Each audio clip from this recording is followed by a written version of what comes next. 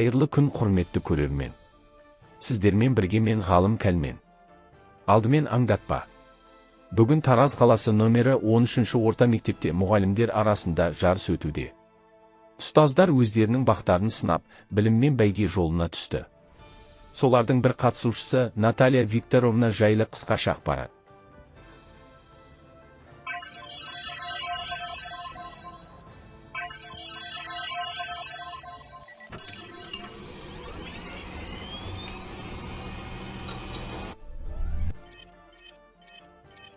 Мұсабай Наталья Викторовна.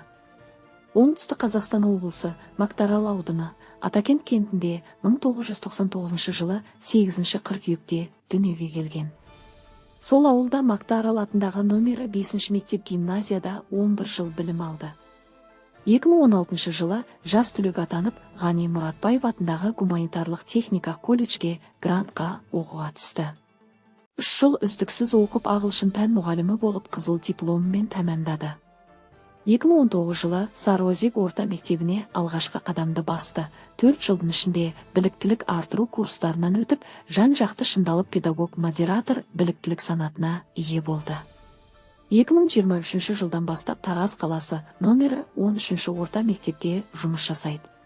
Наталья Викторовна қазіргі таңда 6 В сыныбының жетекшісі. Сыныбында 26 дарынды, талантты оқушы бар. Өзі де оқушылары да қалалық, облыстық, республикалық байқаулардың жеңімпаздары. Ұстаздың шәкірті озар демекші Наталья Викторовна осы киелі оқу ордасын биіктен көрсетуді мақсат етіп алған. Оның ұстанымы алдына келген шәкірттерге сапалы білім беріп, еліміздің болашағына үлес қосу. Алты алаштың басы қосылса, төр мұғалімдікі демекші Наталья ол өз ісіне тиянақты алға қойған нақты мақсаты бар ізденімпаз мұғалім. Наталья Викторовнаға сәттілік тілеймін. Назарларыңызға рахмет. Бүгінгі күнге қысқаша ақпарат осы. Бізбен бірге болыңыздар. Еліміз аман. Жұртымыз тыныш болсын.